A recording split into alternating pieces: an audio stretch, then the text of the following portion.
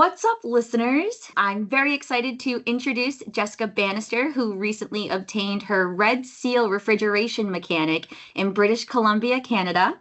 According to her website, through her YouTube blog and social media channels, she shares her experiences and insights as a woman in the HVAC industry. Her goal is to inspire other girls and women to consider a career in the skilled trades and to break down barriers in this male-dominated industry. Thank you so much for joining us today again, Jess. Thank you so much for having me. For our listeners, funny story. We actually interviewed Jess last year, and as we were ready to edit and post the episode, unfortunately, we didn't realize that Teams has an expiration. So if you do end up not downloading right away, be careful. It might expire and you might not get that content anymore. So just for future reference. But we are selfishly excited to speak to you again. So Thank you. hello, welcome, and congrats on graduating. Yay, thank you so much. I'm Yeah. so thrilled. I'm so happy. Oh, good. Yeah, so tell us about it. How was the program? So it's a 4-year apprenticeship. It took me probably 5.5 years in total. It was really good. I found school was really challenging for me. The Red Seal exam is very difficult, and you need 70% to pass the exam. Otherwise, you don't get that. In British Columbia, I also wrote my B gas exam in December, which kind of hinges on my Red Seal. So if I didn't get my Red Seal, I wouldn't get the B gas. And they're two very, very difficult exams. But I really appreciate the program having gone through it now. In my around my third year, I was like, this is taking way too long. Like, why do we have to go through such a thorough process? And some of the things we learn in school, like I'm never going to actually use this in the field, but now that I've completed it, I have a very much appreciation for how they do the program. Can you briefly explain what the Red Seal and BGAS is? Yes. So the Red Seal is an interprovincial qualification. So in each province is quite different with their apprenticeships and even with the language, like the way what they call things is different. And it's kind of hard to translate that across the country. But once you've written your Red Seal exam, that is Canada-wide. So now that I've done that, I can take what I've learned in BC and move anywhere in the country and still be fully qualified, which is really awesome. The BGAS, I'm not sure if it translates the same way. I might have to requalify in certain aspects just because of local codes and stuff like that. Like Ontario will have a slightly different code to BC. And I think I'd probably have to just kind of like re-up a little bit to do that. But yeah, the Red Seal allows me to go anywhere in Canada, which is really awesome. The world is your oyster. So you mentioned that it was pretty difficult and it does sound like strenuous program spanning 5 weeks. How did you fit that into your schedule while also working? Well, actually, so how it works is you work for a few months at a time and then you go to school for a few weeks at a time. So level 1 and 2 are shorter. I think they're 6 and 8 weeks long. Level 3 and 4 are both 10 weeks long. So Okay. basically, you work full time in your job and then you take time off and you go to school for the 10 weeks. Then you write your Oh, okay. exam and then you go back to work. So you're not really collecting a wage or a salary while you're at school. A lot of people go on EI during that time. There's like a special EI that you can apply for and get paid that way. But yeah, it's just part of your apprenticeship, and the company that you work for has to allow you to take that time off. Mhm. And it's generally in the fall and the winter and maybe in the spring. I don't see a lot of people going to school in summertime because that's our busiest time. Your employer has to allow that time off so that you can complete your apprenticeship.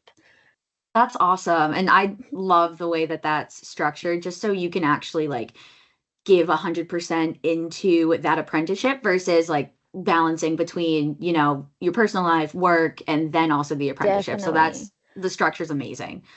Well, I mean, at school, it is full time. Like when I go to school, my regular routine and schedule is very different. Like it's school, yeah, it's school, come home, study because I find the program very challenging.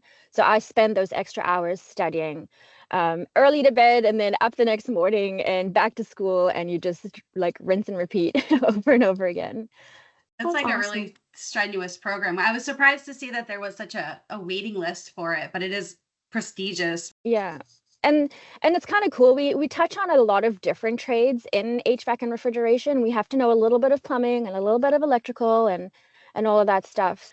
And I don't know, sometimes again, when I was at school, I'm like, why do we have to learn stuff that doesn't really exist anymore when we were learning about absorption systems and lithium bromide systems and stuff like that? And it's so intense, and you're just trying to wrap your head around these concepts, and then your instructor is like, oh yeah, there's 3 of these left in British Columbia.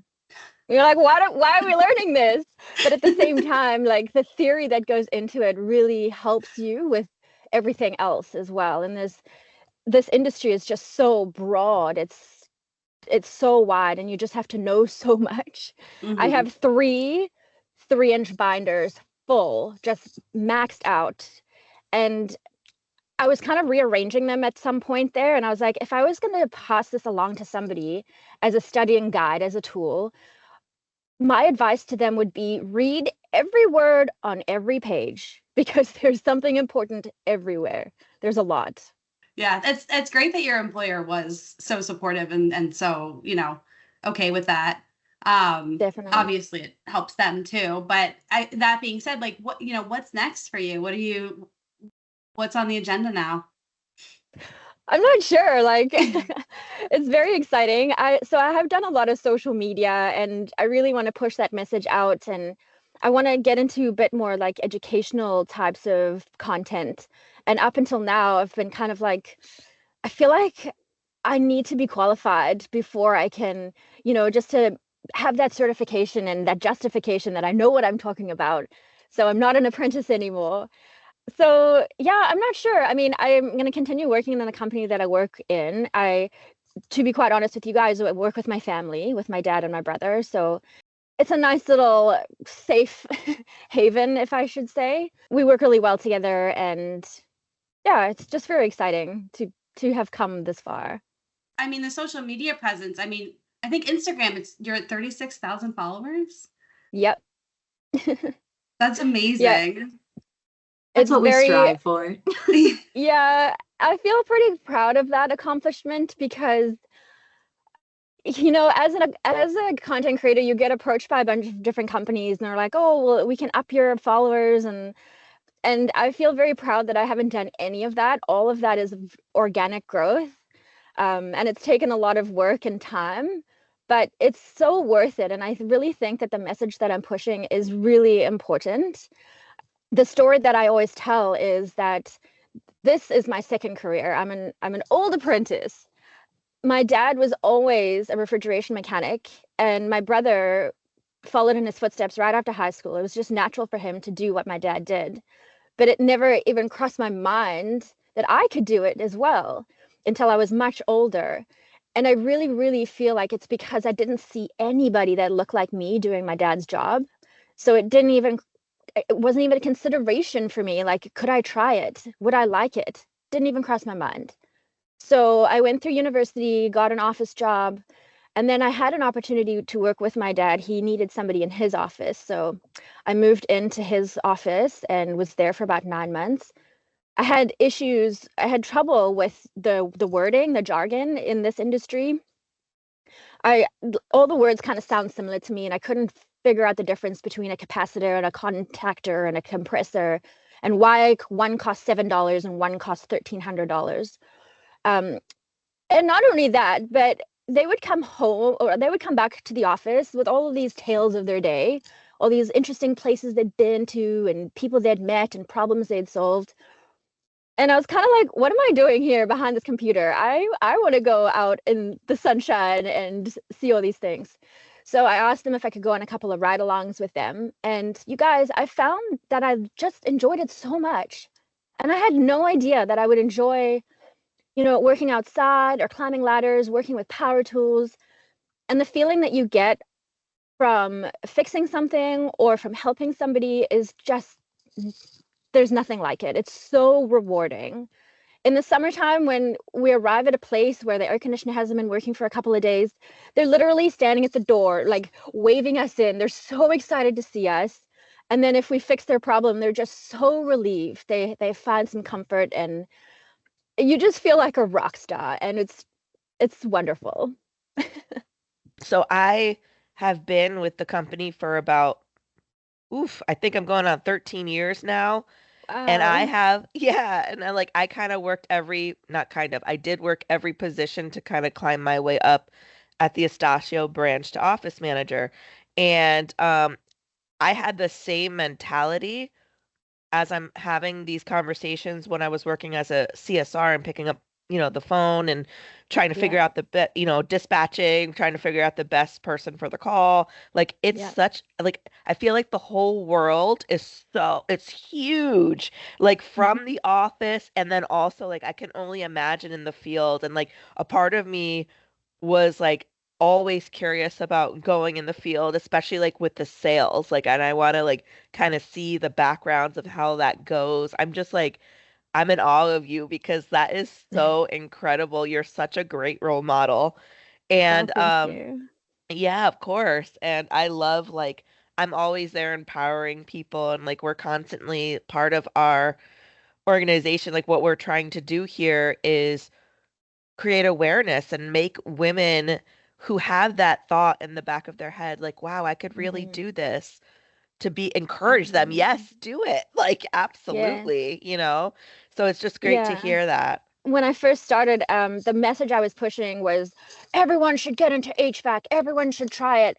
And now that I've like gone through these 5 years, I realize that it's definitely for a certain type of person. It's not for everybody.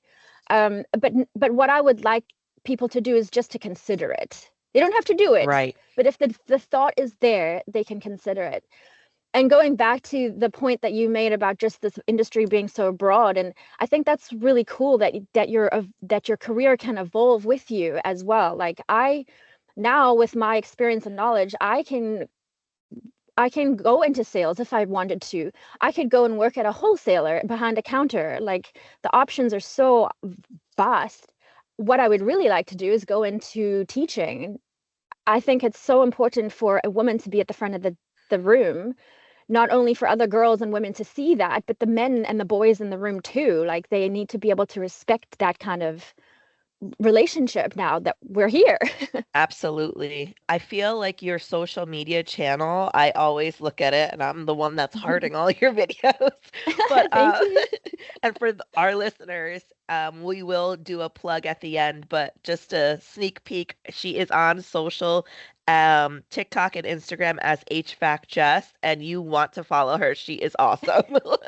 I enjoy watching the videos because like not only is it like the funny like I love your personality. I love your humor. It's so interesting, but it's also like very knowledgeable. Like I watch and I'm like, wow, like look what she changed out today. Like she is awesome. Like. So you were kind of briefly explaining your history and how you ended up going out Mhm. in the field. What made you start thinking like, hey, I should start recording this and creating HVAC, Jess? Oh, it's funny. I was kind of late to the game in Instagram. People were like, "Oh, what's your Instagram?" And I'm like, "Oh, I don't have Instagram." So I was like, actually, I think I'd like to have an Instagram presence. And before I was an apprentice, I started this little account. This is crazy. I would do braids, and I would have a different, like, post a different braid every day. And then when I started doing refrigeration stuff, I was like, you know what? I'm seeing so many interesting things that I find interesting. Maybe others will find it interesting too. And that's when I started posting a little bit about my job. And then when I went to school, I just started posting more because I wanted to document my journey as a woman in this industry, but B, like a second career as well. And it's kind of evolved a little bit too, because I want everyday regular people to stumble across my videos and see them, because I think people have no idea what goes into this job.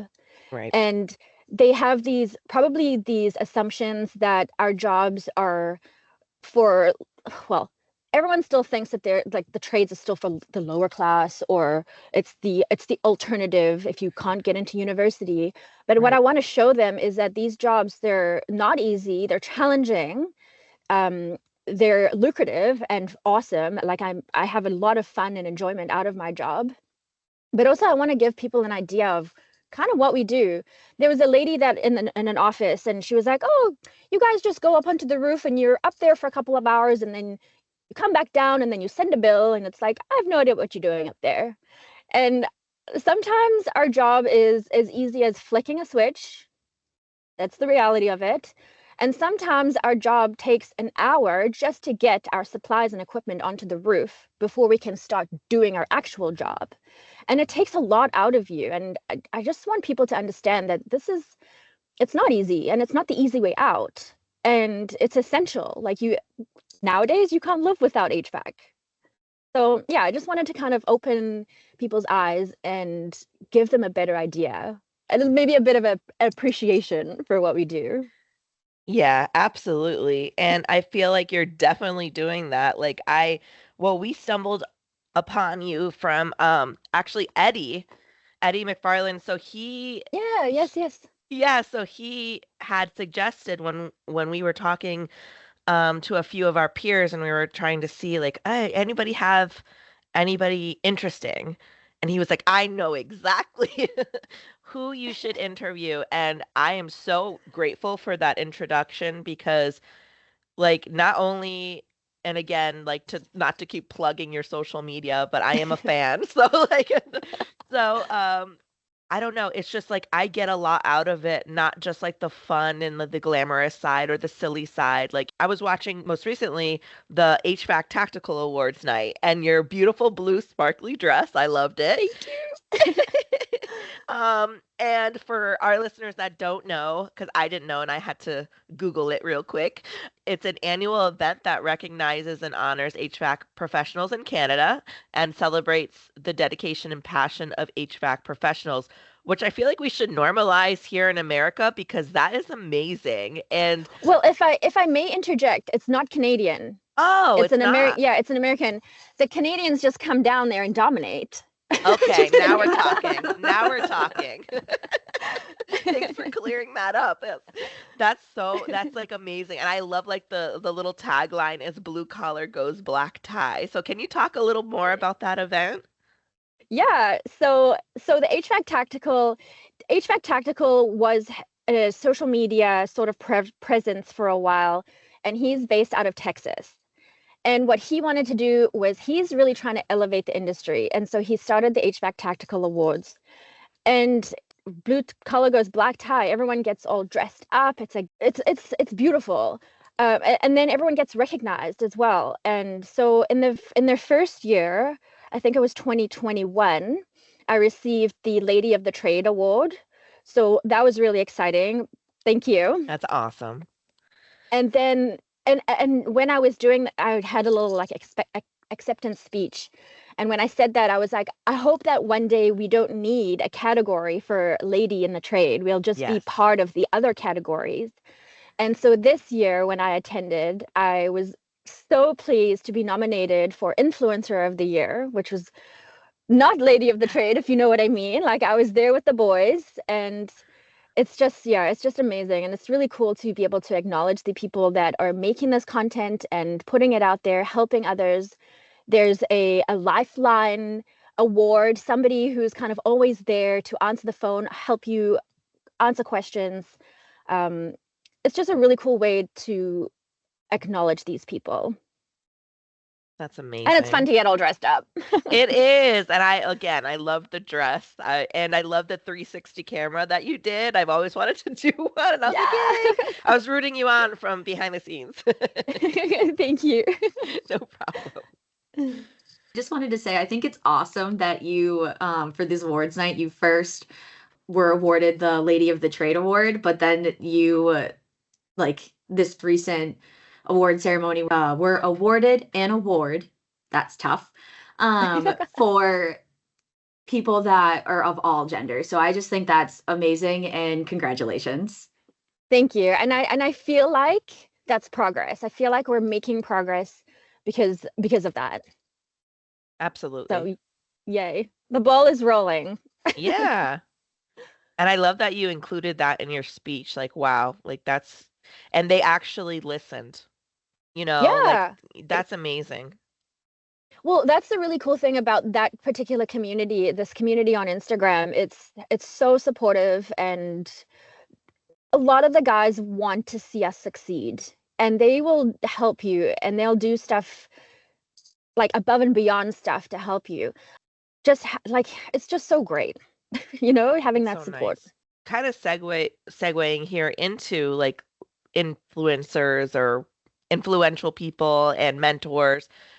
Is there any specific like influence or role model or mentor that you want to tell us about or shout out like that was most, and it could be several if you want to talk about them. I just think it's your story is so interesting, like starting in the office Yeah, and expanding to the field and expanding into social media and influencer, and I think that's just a great way to kind of meet so many people along the way.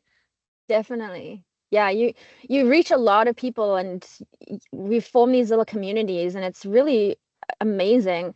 I would say though, TikTok is a little bit of a different beast for some reason. TikTok is like the wild, wild west where everyone wants to one up you and show that they're better than you. And Yeah. to be quite honest with you guys, I use TikTok as like a video editor and then automatically post there, but I don't engage at all. I'm not trying to build a following there. For my own mental health, I don't read any comments, whether they're good or bad. I just ignore it all. Um, but Instagram is completely different. And yeah, there are definitely a few people that I would suggest checking out and following. I, f- I feel like if I mention some, I'm going to forget others, and then I'm going to get in trouble. That's okay. but but for one, I mean, the one person who did win Lady of the Trade this year is a girl named Rachel who installs HVAC systems with her husband, Wow. and her story is just so great too. And there's what's her name? Mini Split. There's a Mini Split girl. There's a lot of us, and it's really what am I trying to say? Optimistic that they are more of us all the time. So I wanted to ask too, Jess, you mentioned that you're interested in teaching, right? Now that you have your certifications and everything, what would that look like? Is that going to be through Instagram to engage your followers? Or is it going to, are you thinking, I know you're still figuring it out, you said, right? But is there like an institute that you're interested in, something more formal, or what's your thought? Well, I'm definitely going to continue with my Instagram. I feel like Instagram, though, I'd like to have a place where you can have resources. So, for example, when you're at school, you have a place to go and you can click through the videos and see them, rather than when you post to Instagram, it kind of gets lost over time. Right. So, I do have a YouTube channel that I would like to utilize a little bit better. What I was doing was a weekly vlog. So I would do just like a 20 or 30-minute video about my week, all the different kinds of jobs we did and the challenges and the successes and everything. But I actually stopped doing that when I went to school because, well, I wasn't working, so the vlog would be boring. But also, I realized that the vlog was kind of taking up a lot of my personal time, and it was really eating into my mental health a little bit. So I'm going to stop the vlogs for now, but I would really like to make some content, educational content. And I feel like YouTube is a place where I can have that kind of stored, have little playlists and stuff like that, so it's easily accessible. But at the end of the day, I think I would really like to be doing it in person, like whether it's at the school that I went to, or, our suppliers, they put on a lot of free trainings for specific manufacturers. And I think that would be a really cool opportunity, because then I'd be exposed to more generalized people, rather than a classroom of people that are the same. They get to know me. I want to be seen by a lot of people, because there's not a lot of women out there doing what I do. And I want people to become familiar and okay with that.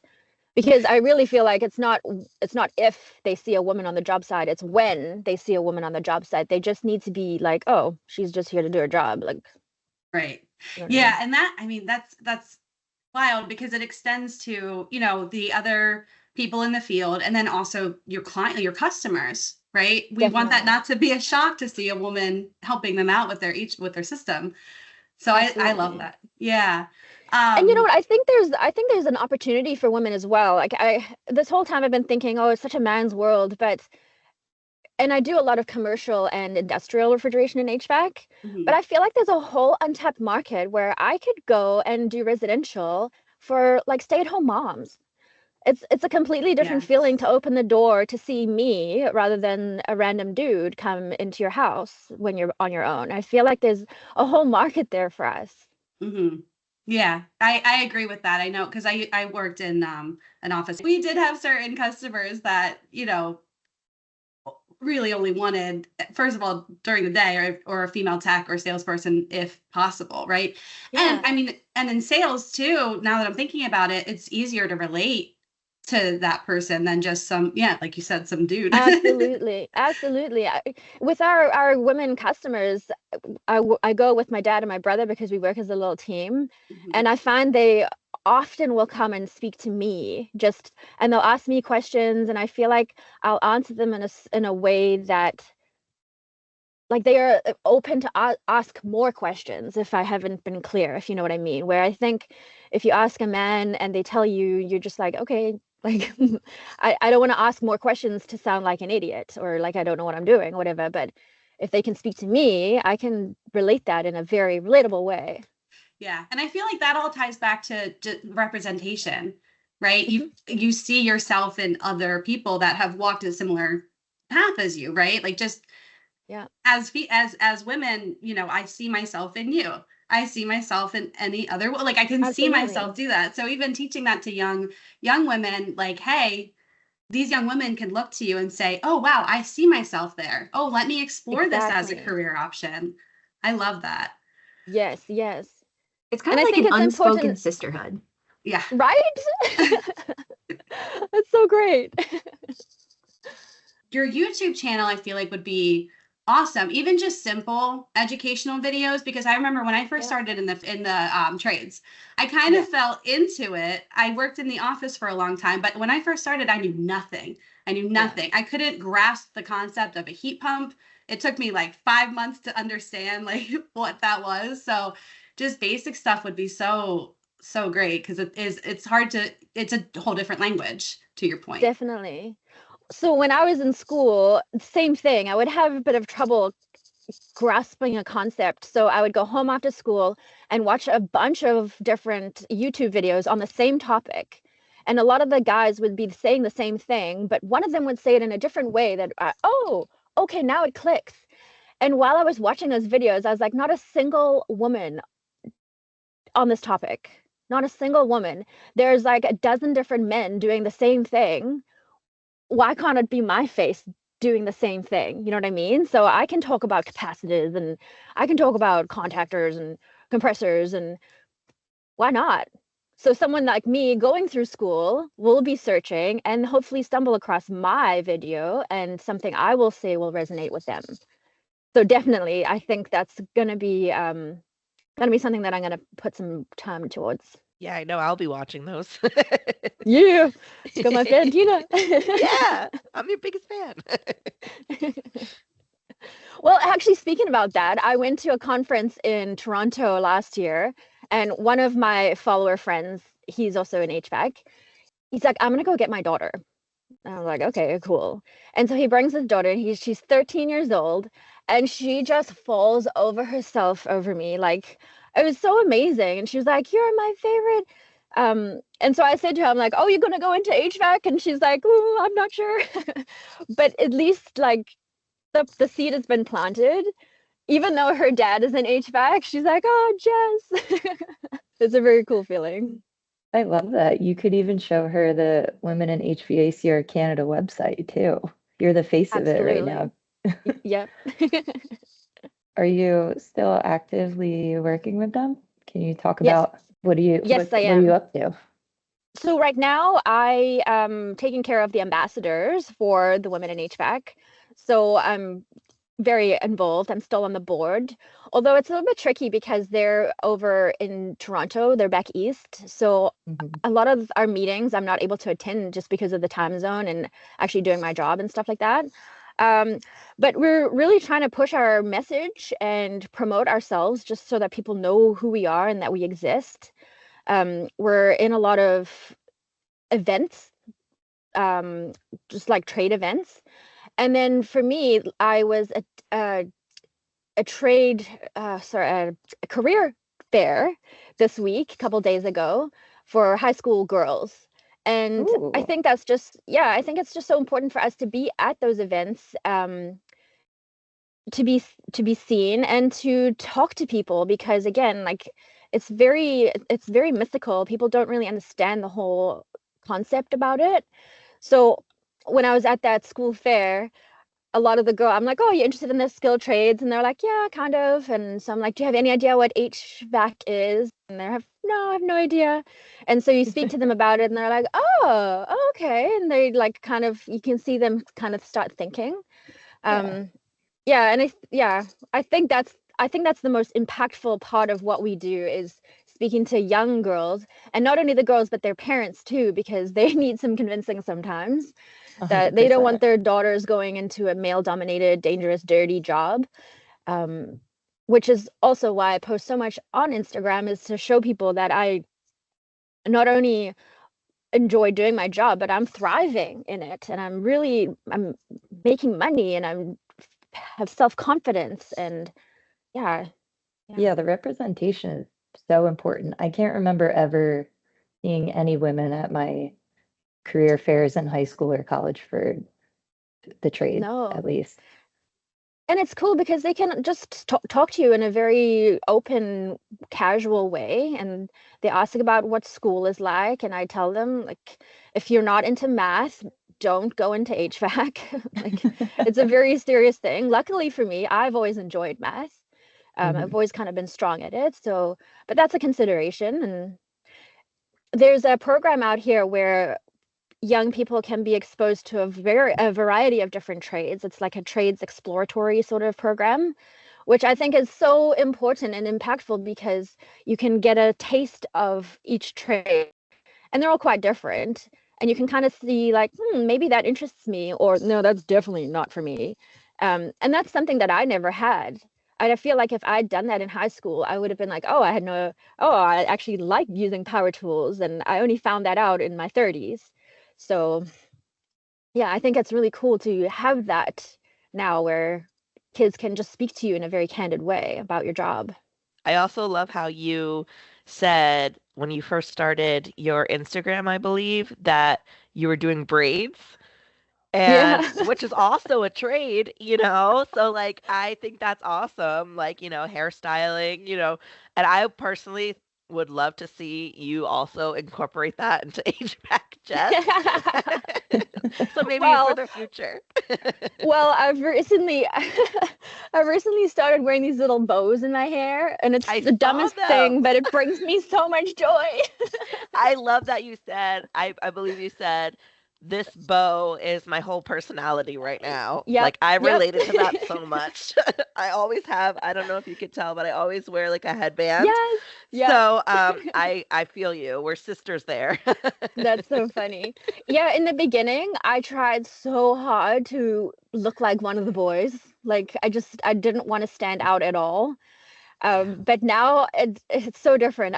Maybe I've found some confidence or whatever, but now I want to paint my nails and I want to have bows in my hair, and it's so funny.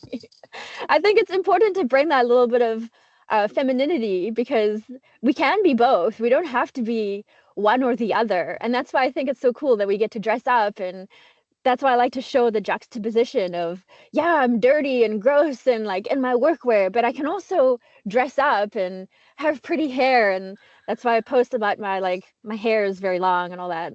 I think it's important to show both.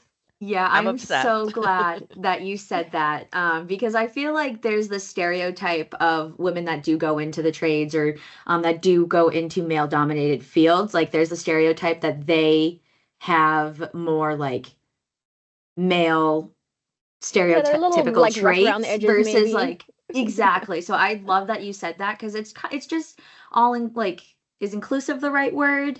Maybe Yeah, just I saying that think like so. anyone could do it. Like anyone can go into the trades, anyone can go into HVAC. It doesn't matter if like you are like a little more feminine, if you are like go towards those more stereotypically male like traits. Like it the trades are for everybody, is what I'm trying to say. Exactly. Yes, I agree completely. Yeah, and I feel Yeah. like that's another segment of HVACJess we get is like HVACJess gets to glam and fix your HVAC. Like that's awesome. Right? I should do some jobs in a dress or something. No, I'm just kidding. Oh, that yeah, and the blue sparkly dress. Let's bring it back. Just screwdriver and Perfect. All right. So, Jess, do you have any advice for other women interested in or currently working in the trades or the fields? just keep on doing what you're doing. Like, or if you're not into it, give it a try because you never know. And if you don't like it, that's fine. But at least you will know. Try to find somebody to follow, sort of like a mentor, maybe not so much a mentor, but just somebody that you can get a bit of support from and a little bit of guidance. It's pretty challenging career and industry, so it's good to be able to lean on some people. And then I would say have patience with yourself.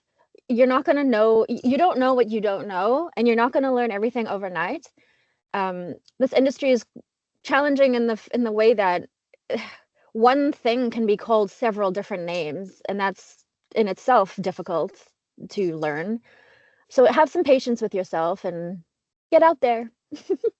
And Okay. if you're so inclined, show us what you're doing. We need to see more of us, right? There's a group of us right now that are pushing it, but I think the more the merrier. So if you're so inclined, put yourself on social media so that we can all see. Absolutely. All right. So is there anything else that you'd like to say to our listeners? Promoting anything? Oh I my know goodness. Tina already plugged your channels a couple times, but it doesn't hurt to plug them again. All right, cool. So yeah, you can find me at HVACJess. I would also suggest if you're wanting to check out Women in HVAC or Canada, we do a lot there too. My YouTube channel is called the HVAC Diaries. Well, thank you so much for joining us for a second time. It was a great conversation again. Thanks. I've really enjoyed our conversation today. It's been really good. Thank you so much, Jess. Thanks. Thanks, Thank guys. you. Thanks for your time.